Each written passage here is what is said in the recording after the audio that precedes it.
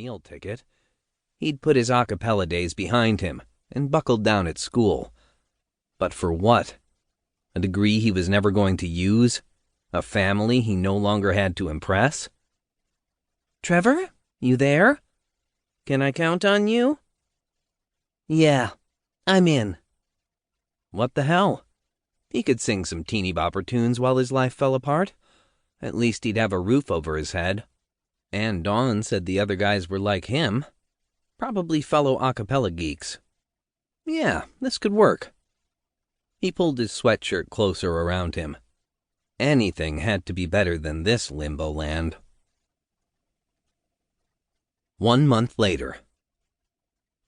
"You brought your luggage?" The receptionist looked at Trevor like he'd brought a snake to the movie studio offices instead of a rolling suitcase and a backpack. "My flight was late, and then customs." "Fine." She held up a hand, shimmery with the sort of nail art Trevor's sisters weren't allowed to wear. "You can have a seat." She motioned to a seating area with square leather and chrome chairs and a metallic-looking shag rug. "Wait, is my group here yet? Stand out?" "Let me check." She glanced at a pink sheet on a clipboard. "No." She made a shooing motion back in the direction of the waiting area. "Thanks." The receptionist disappeared back down a hallway, teetering on shoes that put her a good 6 inches taller than Trevor. The building was kind of a letdown. The whole complex was a series of gigantic gray warehouses, but the inside of this one was like any other office building in America. Or Canada. He'd only been in Vancouver a couple of hours and kept forgetting he wasn't in the States anymore. His bag made a loud clickety-clack sound as he dragged it across the tile floor to the seating area, but the only other occupant in the chairs didn't even glance up. The guy was about Trevor's age, maybe a bit younger. His eyes were half closed, like waiting for producers to call his name was just so boring. He had that jock sprawl, maximizing every inch of the low chair. Trevor took a seat with a good view of the guy. Indifferent eye candy was his favorite kind. He had this thing for straight guys, particularly jocks. Jocks were his personal kryptonite. They made his knees turn into magnets, headed straight for the floor. And the guy across from him was the deadly, heart-stopping red kryptonite brand of jock. His build was perfect. Not too tall, because Trevor was picky about that, but jacked like a Chevy with a lift kit. Hell, even the dude's neck was ripped.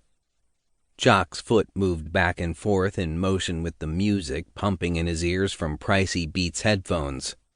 Because dude's eyes were shut, Trevor felt free to continue his inventory of hotness.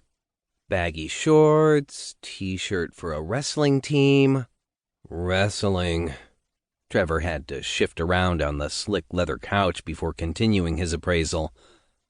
Cheap white socks, but black shoes that probably cost more than Trevor's bike. Rich elitist jock? Yes, please.